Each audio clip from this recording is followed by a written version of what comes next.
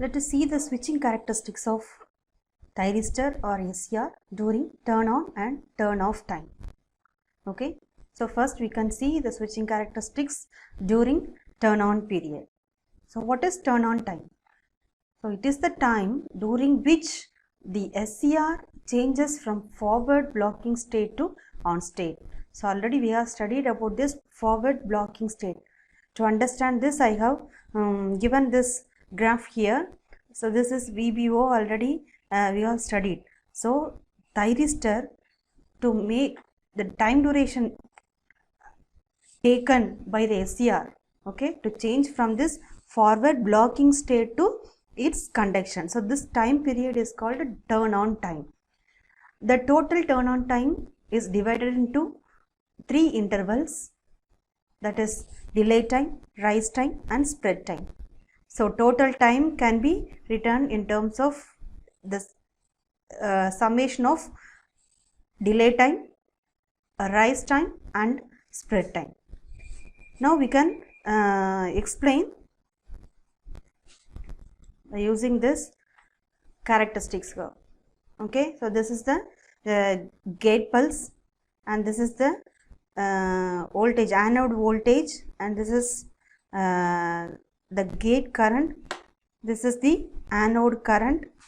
Okay, this is power. So now you are going to see the turn on time characteristics. Okay, switching characteristics during turn on time, that is from this interval to from this time to till this time. Okay, this is turn on time. So first one is delay time. What is delay time?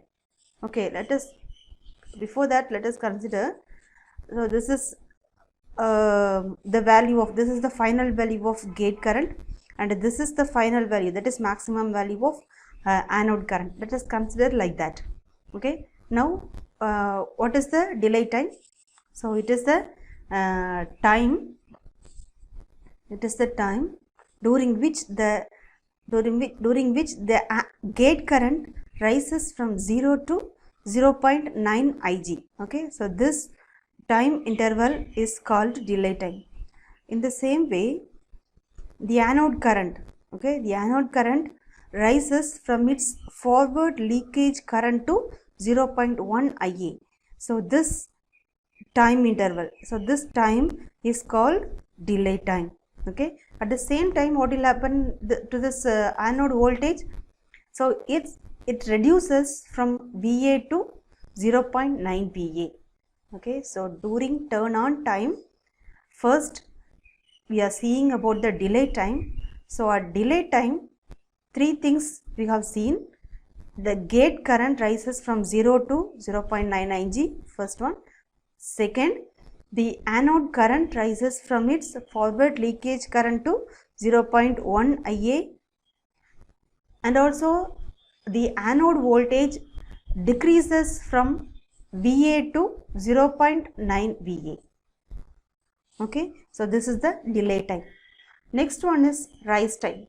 So at this time, the anode current rises from 0.1 Ia to 0.9 Ia. This is the rise time. In the same way, voltage.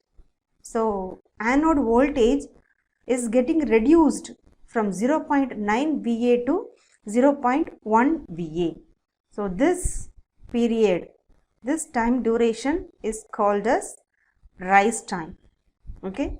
Third one, spread time. So in the spread time, the anode current rises from 0.9 Ia to 1 Ia. Okay, 0.9 Ia to Ia. And also the anode voltage decreases from 0.1 Ia to the minimum value of voltage. Okay, so this duration and in anode current this duration. Okay, this is the spread time. So during turn on time, SCR is considered to be a charge controlled device. Okay, so a certain amount of charge is injected in the gate region to begin its conduction. if the gate signal is high, otherwise if the gate current is high, then less time is required to inject charges. So if the gate current is high, the time required to turn on the thyristor or SCR is less. Okay. So now we can see the turn off characteristics of thyristor. So what is a turn off? It means that the SCR changes its state from on state to off state. Okay. One thing we have to keep it in our mind. Once the thyristor is on, there is no role of gate. Okay.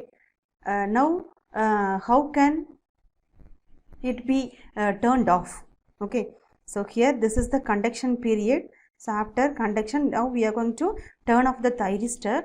Okay. How can we turn off? So as we know already, we can reduce the anode current below the latching current. Here the latching current is assumed to be 0 ampere.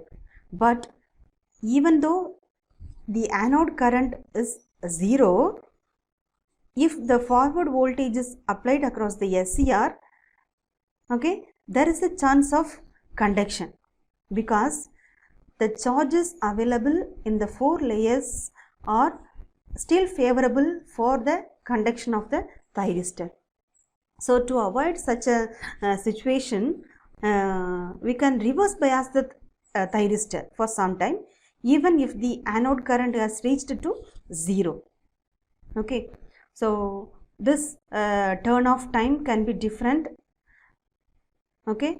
So this is the turn off duration, TQ. TQ is the total turn off time. So it has 2 intervals, reverse recovery time and gate recovery time. Okay. So this is the total turn off time, TQ, is equal to TRR, reverse recovery time, plus gate recovery time. This is TR and this is TGR. What will happen at this period? So reverse recovery time, as we have studied already. So at this time, the charge carriers in the junction J1 and J3 are removed. Okay, removed. So in this duration, the recovery happens, that is the junction J1, J3 is recovered at the instant T3. Okay. So till this period, reverse recovery happens. After this, so even though the charge carriers available in J1, J3 are removed, there will be charge carriers in junction J2. Okay. So it also should be removed. For that, we have to continue the reverse voltage to the thyristor for some more time, so that the charge carriers available in the junction J2 also will be removed. Okay. Now it is 0 at period T4. Okay. Now the thyristor is off completely. So this is the turn off characteristics. So the turn off time is affected by 2 factors. One is junction temperature and another one is magnitude of forward current. Thank you.